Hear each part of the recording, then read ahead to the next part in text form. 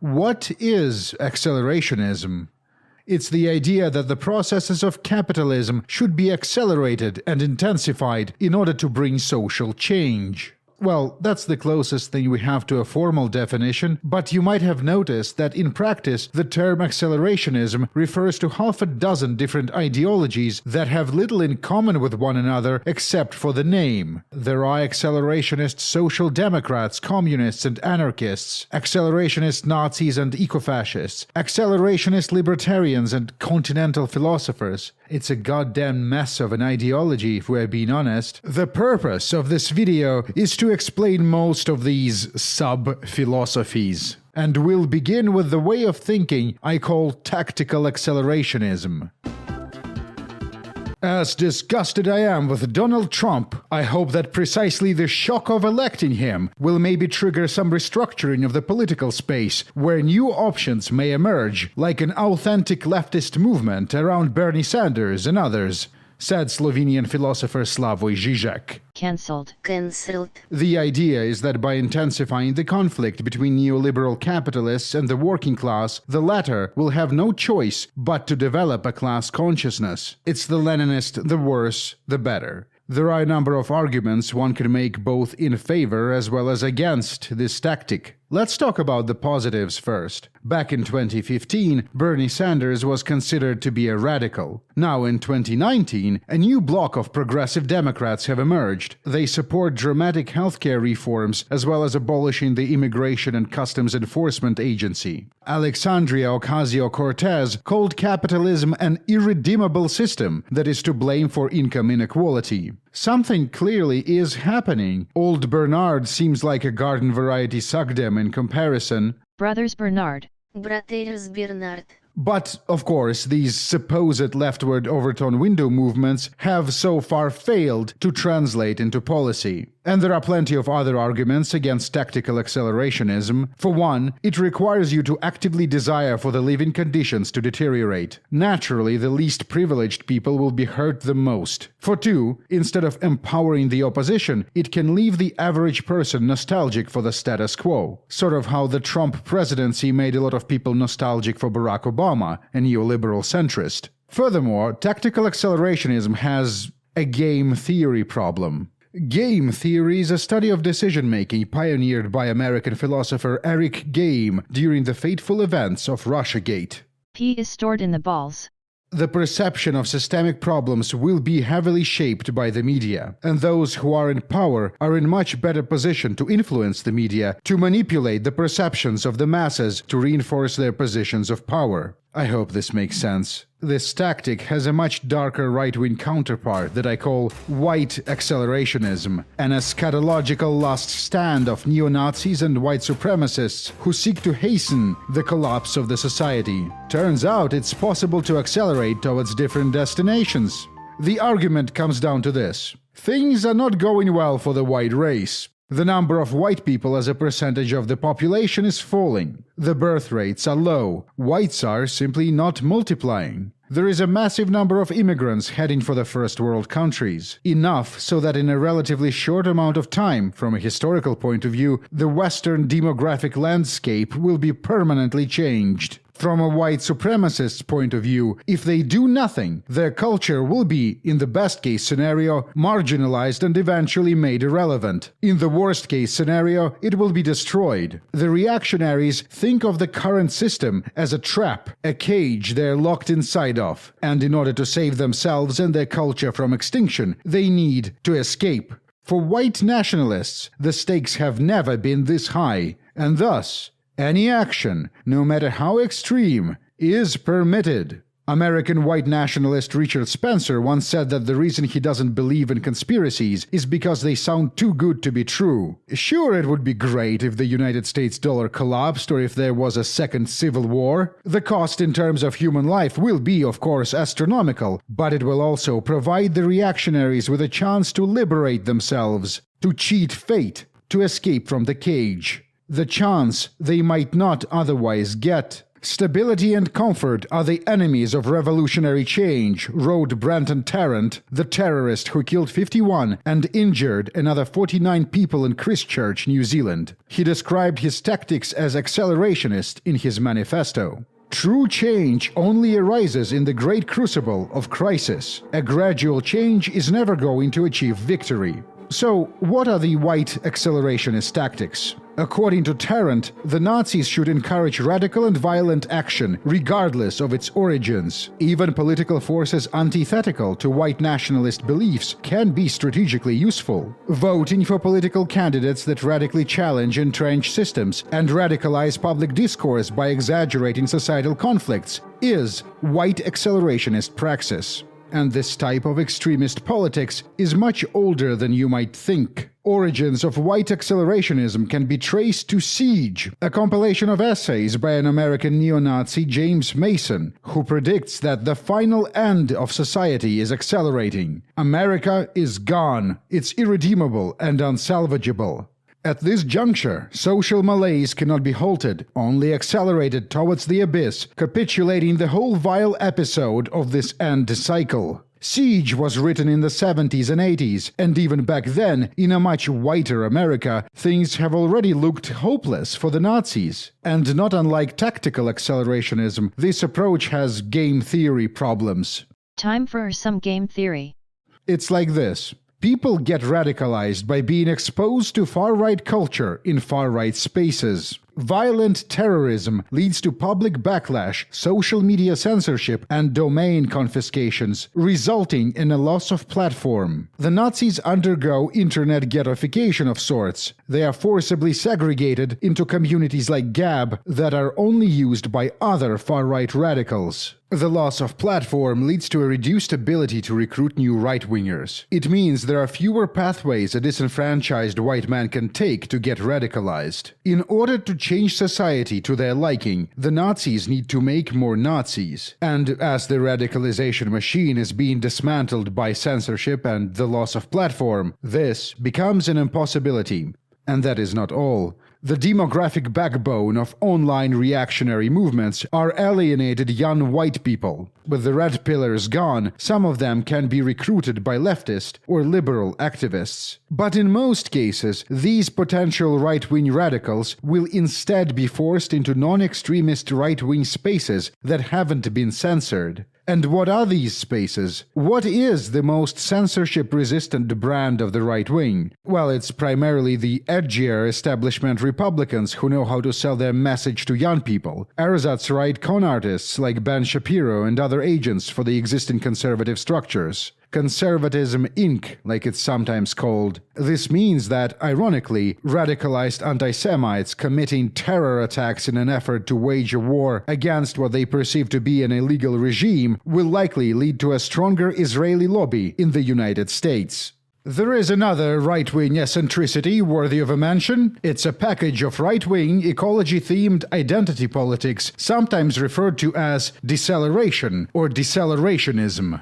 Justin Murphy, who is a British philosopher of relationship and romance, observed that in online spaces, things tend to be either based or cringe. And from the point of view of radicalized right-wing Zoomer, Gen X white nationalism, with its Roman salutes and Third Reich fetishization, epitomizes cringe. Boom and zoom. So, in an attempt to escape this event horizon, right-wing millennials and Zoomers embarked on a journey for a different identity, a different aesthetic, and a way of expression. And they found what they were looking for in environmental philosophy called deep ecology. Online ecofascism is not really a cohesive movement. It's a loosely connected subculture that promotes ideas that blend a sense of impending environmental catastrophe with elements of white nationalism. These Nazi collapsniks are concerned about human overpopulation, about overconsumption, mass migration, multiculturalism, and catabolic collapse, which is the observation that human societies tend to produce more stuff than they can afford to maintain. One influential figure in contemporary eco-fascist circles is Finnish deep ecologist Pentti Linkola, who openly calls for an end to immigration and capitalism, the reversion to pre-industrial way of living, as well as authoritarian measures to keep human life within strict limits. What to do when a ship carrying 100 passengers suddenly capsizes and there is only one lifeboat? When the lifeboat is full, those who hate life will try to load it with more people and sink the lot. Those who love and respect life will take the ship's axe and sever the extra hands that cling to the sides. Another key inspiration for the contemporary eco-fascists is Unabomber Kaczynski, whose terrorist campaign against what he called industrial society combined violence, misanthropy, and a dramatic manifesto, creating a rebellious narrative and a cool aesthetic a lost young person might identify with. But like it is the case with many things on the far right, it's all a masquerade. There is no attempt to develop solutions and tactics. There is no meaningful theory. In the actual manifesto, Kaczynski spends a lot of time screeching about liberals like a Fox News boomer. Ultimately, decelerationism is not about trying to understand how the world works. Instead, it's about right-wing identity politics. That's not to say that a discussion about catabolic collapse is unproductive, or that this is something only fascists talk about. It's useful to be reminded that the vast majority of actual real-life environmentalists are not eco-fascists, and it's not their fault the Nazis are trying to co-opt their culture. The next type of accelerationism is a modern, or postmodern, a leftist, or one can say a neo-Marxian philosophy. Ladies and gentlemen, we got him. Left accelerationism. This style of thinking is associated with Mark Fisher, and it's a very different beast from tactical accelerationism we discussed previously. Well, it seems the proliferation of accelerationisms is itself accelerating. To understand this philosophy, you need to understand Marx, or rather Marxian attitude towards capitalism. This might be a surprise for some of you, but the Communist Manifesto speaks extensively about various positive qualities of capitalism compared to previous systems.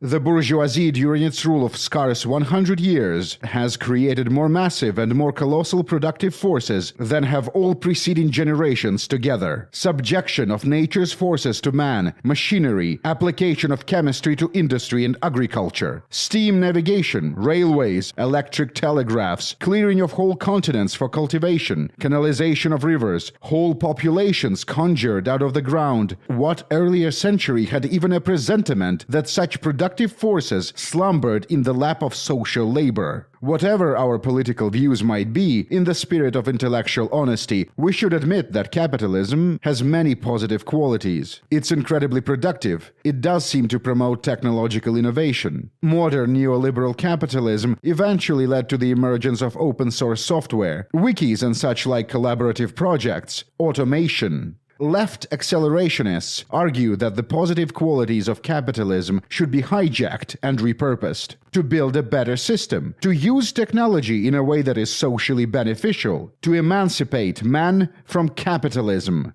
Thus, left accelerationism is Marxism adapted for the 21st century. According to Rational Wiki, Jonah Peretti, the CEO of BuzzFeed and a co-founder of the Huffington Post, is a left accelerationist icon of sorts due to his essay Capitalism and Schizophrenia, in which he discusses Jameson and Deleuze. The essay itself is not actually about schizophrenia in a clinical sense. Instead, it's about capitalism manufacturing and selling identities. Schizophrenic, in this context, refers to a person without an identity. Is BuzzFeed a secret front in the anti-capitalist resistance? Probably not. When a Vox.com journalist contacted Peretti via email asking whether he saw BuzzFeed as embodying the trends described in the paper or as subverting them, Peretti simply replied, LOL. In 2019, he announced that BuzzFeed would be cutting its overall workforce by 15%. This version of accelerationism has an evil twin, a hierarchical neo-reactionary ideology sometimes referred to as right accelerationism. It's associated with Mike Anisimov, an eccentric American intellectual once affiliated with the Machine Intelligence Research Institute, a non-profit organization founded by Eliezer Yudkowsky, originally to accelerate the development of artificial intelligence, but focused since 2005 on identifying and managing the potential risks to humanity posed by potential superintelligent AI. At some point, Anisimov experienced an ideological turn to a right-wing ideology called Neoreaction, or NRX, which is based to a significant extent on the writings of a post-libertarian blogger Mencius Moldbug, the creator of formalism, a political system that aligns property rights with political power. But this wasn't Anisimov's last stop, and before disappearing from social media, he was experimenting with some sort of advanced Hitlerism. Many such cases. Many such cases. There were quite a few, yes. Anisimov's writings are mostly gone from the internet, but I can reconstruct them from memory. The argument boils down to this. It's impossible to stop capitalism from inventing and proliferating dangerous and powerful technologies like artificial intelligence or molecular engineering. Anisimov was convinced that molecular engineering specifically represented a serious existential risk. There are all kinds of truly insane individuals and organizations in the world. Delusional dictators, terrorists, cult leaders, religious fanatics. What would happen if an entity like ISIS acquires a molecular engineering capability? They would be able to kill millions of people and ruin entire nations. But we can stop them by implementing a strict hierarchical system that will aggressively control society and prevent such events from occurring. Anisimov had great respect for monarchy, particularly for the Prussian system of Frederick the Great. Right accelerationism is a very Warhammer-esque ideology. The grimdark fiction of Warhammer 40k is set in a distant future where a stagnant human civilization is besieged by hostile aliens, malevolent supernatural creatures, demons, cosmic horrors. There are no benevolent gods or spirits in the cosmos, and only through strict hierarchical obedience to the immortal emperor can mankind persist. Survival requires a sacrifice of one's liberty and humanity. Warhammer 40k was partially inspired by Frank Herbert's cult science fiction series Dune, that has similar themes. In the third book, Leto Atreides, the God Emperor, has ruled the universe as a tyrant for 3,500 years after becoming a monstrous hybrid of human and giant worm. He has rendered the human population into a state of galactic stagnation. Space travel is non-existent for most people in his empire, which he has deliberately kept to a near-medieval level of technological sophistication. All of this was done to establish an enforced peace, to prevent humanity from destroying itself through aggressive behavior. Seek freedom and become captive of your desires. Seek discipline and find your liberty. The final boss of accelerationism is a sophisticated philosophy of capital, technology, and time, referred to as unconditional accelerationism. Capital will not be ultimately unmasked as exploited labor power. Rather, humans are the meat puppets of capital. Their identities and self-understandings are simulations that can and will ultimately be sloughed off. Nick Land is a company in Kazakhstan that sells air conditioners. It's also a British philosopher and the mind behind the most complex of all the accelerationist schools, and the original one. Coldness BMY God. It's hard to properly define what capital actually is. The standard definition is that capital consists of assets that can enhance one's power to perform economically useful work. From accelerationist point of view, capital is more akin to a self-replicating blueprint. The immanent dynamics of capital push necessarily towards the ever greater expansion of capital, and immanent within that expansion is a necessary codependence of technological and economic advance, including ever-increasing powers of abstraction and computation. In order to keep replicating, capital needs to create intelligence. This process would eventually lead to the creation of an artificial superintelligence, and human existence will be forever changed. What appears to humanity as the history of capitalism is an invasion from the future by an artificial intelligent space that must assemble itself entirely from its enemy's resources. This is the true wheel of history, Mr. Stalin. Accelerationists tend to favor deregulation, scaled-back government, automation, intensification of capitalism. In conflicts between human and capital, they tend to side with the latter. It's hard to place this philosophy on an existing political compass. This ideology is anti-conservative, anti-populist, anti-nationalist. It goes against common forms of socialism, protectionism, and democracy.